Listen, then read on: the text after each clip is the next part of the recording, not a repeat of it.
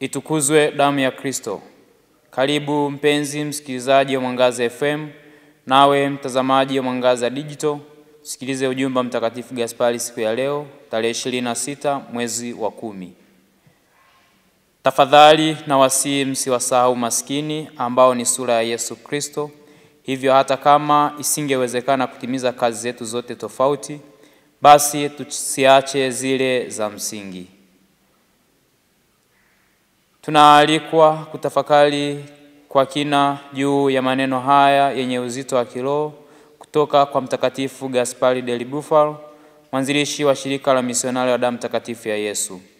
Ni wito wa tahadhari, ni sauti ya kinabii inayotufumbua macho ya ndani ili tutambue Kristo aliyejificha katika sura ya wale wanaoteseka, maskini, wanyonge, waliodharauliwa na kusahauliwa.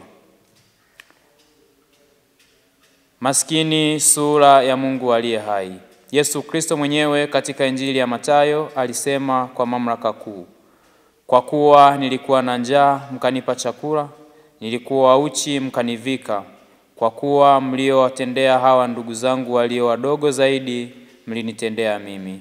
Rejea Injili ya Mathayo sura ya 25 aya 53. Rejea Injili ya Mathayo sura ya 25 aya 35 hadi 40. Hili si neno la hadithi bali ni ukweli wa kimungu. Kristo ubaki katika mazingira ya mbinguni tu, bali yuko miongoni mwetu katika hali ya mateso ya mwanadamu. Maskini si kivuli cha jamii, ni sura hai ya Kristo anayeteseka. Tunapowapatia huruma, twampatia Kristo.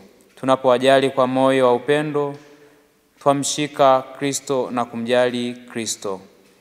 Kazi za msingi, uhai wa imani ya Yesu. Mtakatifu Gaspari anatufundisha kuwa hata kama hali ya maskini hairuhusu kutimiza majukumu na matendo yetu, tunayatamani tusisahau kazi ya msingi ya huduma ya huruma na haki kwa walio katika dhiki. Huduma kwa maskini si ya hiari, bali ni wito wa Injili ya Bwana wetu Yesu Kristo. Huduma kwao ni huduma ya Mungu. Kuupenda maskini ni upendeleo wa wachache.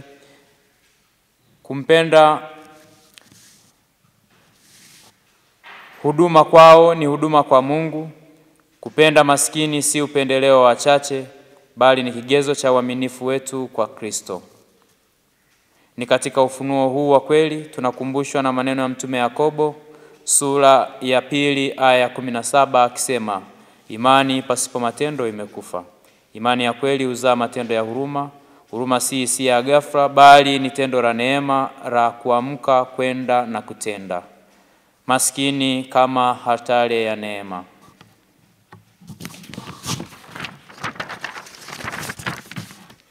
Katika uso wa maskini, kanisa linaona altare ya neema.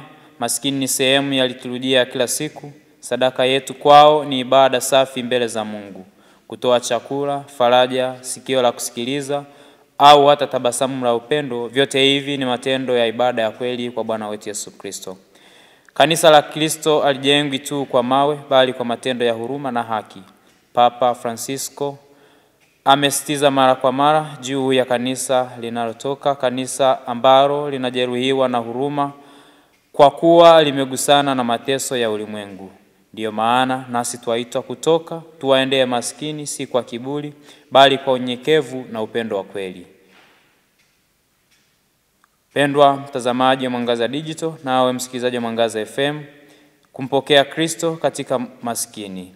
Wapendwa, ikiwa tutasahau yote, tusisahau hili: Kristo anaishi katika maskini, na ikiwa hatuwezi kufanya yote, basi tuyafanye yale yaliyo msingi: kupenda, kusaidia na kuwahudumia wale waliopoteza matumaini.